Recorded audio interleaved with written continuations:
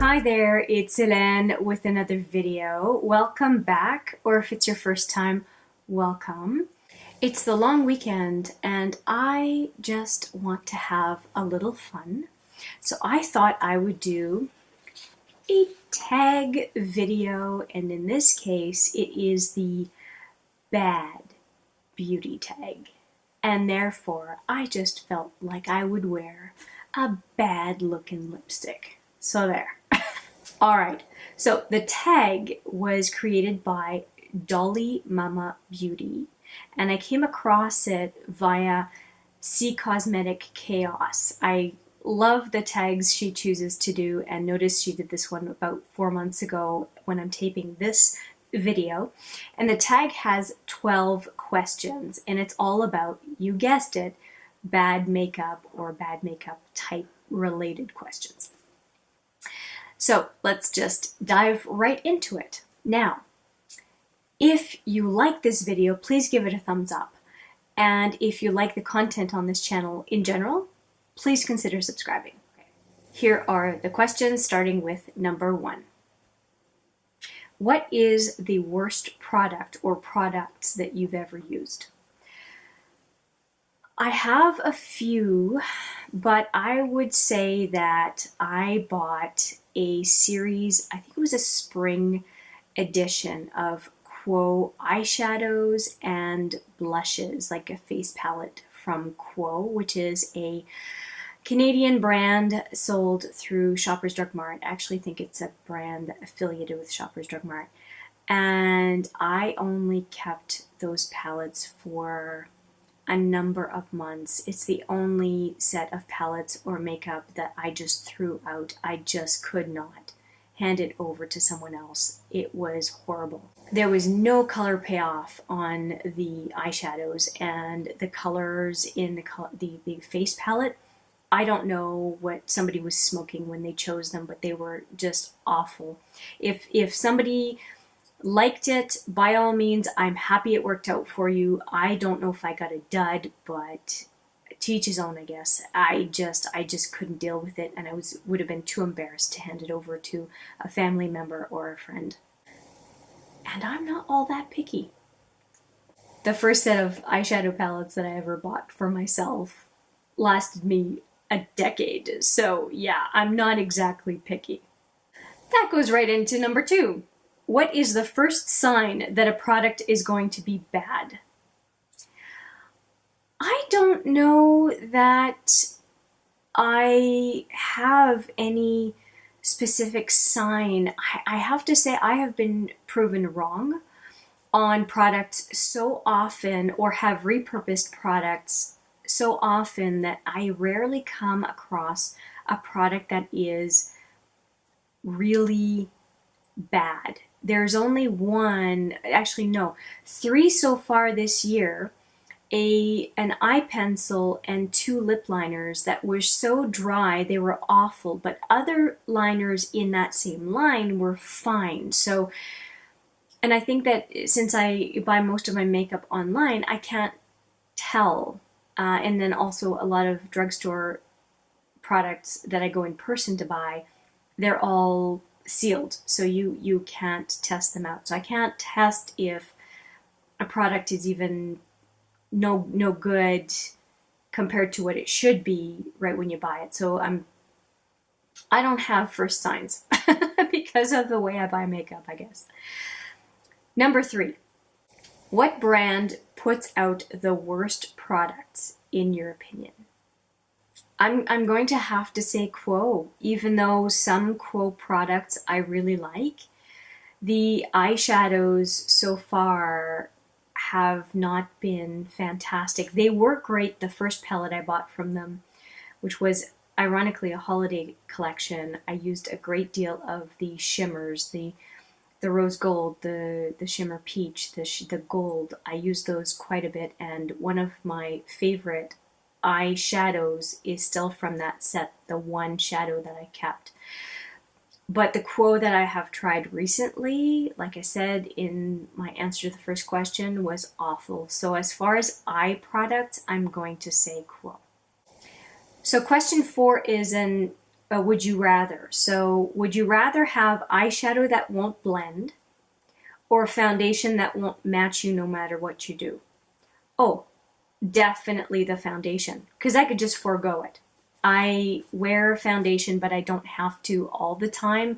Today, I'm not wearing foundation. I'm wearing a very, very light BB cream and then some translucent powder. I don't feel the need to wear full-blown foundation every day, but I do usually have some sort of a color correction stuff on my face.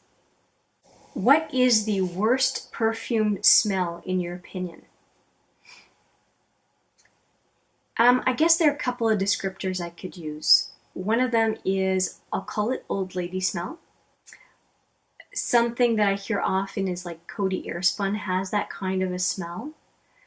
And then one is that it is a standard perfume smell, if that makes sense. It's like a perfume company didn't even bother to try. And it's that really, really standard underlying perfume smell that I think sometimes is just an indicative of a perfume that's just old. Those are the two smells that I really dislike. I mean, other smells might not be my cup of tea, but I can still somewhat appreciate them. But those two that I just mentioned, mm-mm. Number 6 is tricky. If you had a friend whose makeup looked bad, would you tell them? I think it depends on the context. Some people will intentionally do bad makeup because, well, bad according to who, right? But I'm going to say makeup that wouldn't be normal. And they'll do that on purpose. Actually, I've done that and do that and will continue to do that. And it's on purpose. I do makeup because I like it. I don't do it because I need to look good for some stranger on the street. But if someone is learning or someone just doesn't know, and I feel like that's the case because they really haven't gone extra in the direction of bad makeup, I will just ask. And I'll just ask a question about their makeup. And sometimes what happens is that a question will come back to me and that we have a conversation, and then maybe I can offer a tip. And I'm in no way an expert at makeup by any stretch of the imagination. But sometimes it's good to have a conversation, and very often that is how we learn tips and tricks, right? What did we do before YouTube? We had conversations with people, and we still do, but YouTube is definitely a big source of information. And I have also pointed people sometimes to videos on YouTube that I found very helpful in what they might be struggling with for makeup application. Just an addendum to that is if somebody has lipstick on their teeth, something funky on their face, or some other mishap with their makeup, I will always tell them because I would really love for them to reciprocate. Okay, we're over halfway. Number 7, have you ever purchased makeup you knew was bad? Fake makeup, rip-off makeup, and tried to pass it off as good? Nope, never have I done it. And I don't plan to. I don't want the bother, I don't want the problems, I don't want to not know what I'm putting on my face. It's just not worth it to me. Not at all. Not at all. Number 8. What makeup smells do you think are bad? I don't like chemical smells. I don't like glue smell. So even if it's the glue under the pan, but that's what I smell when I'm doing my makeup, I really, really dislike it. I like all of the makeup smells, apart from the really perfumey smells. So sometimes companies like Guerlain have really perfumey smells. I'm not huge on that, but like a chocolatey smell, a vanilla smell, a peach smell, those are all fine in my opinion. Number 9 is related, and it's, is there any product that has a smell so bad you can't use it? I have to say, I must be lucky because I don't have anything I can think of in my collection that has a really bad smell. There was only one. I just did a review video on a beauty box for back to school, and there was a Dove body wash that had this weird smell, like this very manly smell, but kind of yes and no, and it really put me off, and I just didn't want to use it. But I don't know of any makeup that I own that has a really bad smell, so I guess I'm lucky in that way. Have you ever bought a foundation you knew would be bad for your skin type, then continued to use it or tried to make it work even though it looked bad? No. No. Maybe I've been lucky. I use everything. I use full coverage, light coverage, medium coverage, BB creams, CC creams, and so far maybe I've just been lucky. I don't have that issue. Now with some powders, I have done that where I know that it's drying under my eye or it's a bit too shiny and I'll still use it, but I tend to be more picky about the days on which I'll use them. If I have something really important or I want to look my best, obviously those products I won't use. But if it's just me and I'm okay with wearing it that day, I will, because I think it looks better than not wearing it, if that makes sense. Okay, second last question. What color do you think looks bad on you? I have mentioned this on this channel that for people with green eyes, green makeup can be pretty challenging.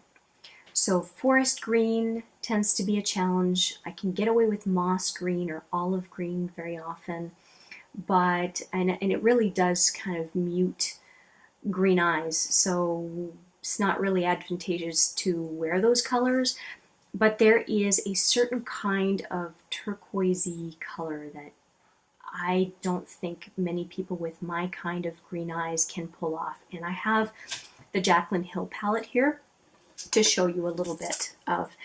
So if you see it, it's these couple of colors, actually all three colors down here. I have used some of those colors. Those are the first colors I tried in this palette because I really thought that they would not suit me. And actually, no, I've only tried, okay, I tried this one.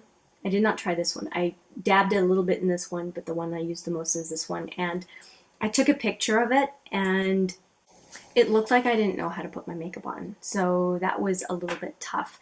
The one place where I found a green, some greens that I thought, ooh, I'm not going to be able to wear those, but I have, is in the Subculture palette.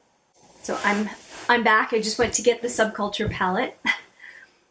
So I was really surprised. I was delighted actually when I went and got the Subculture palette. I have it upside down.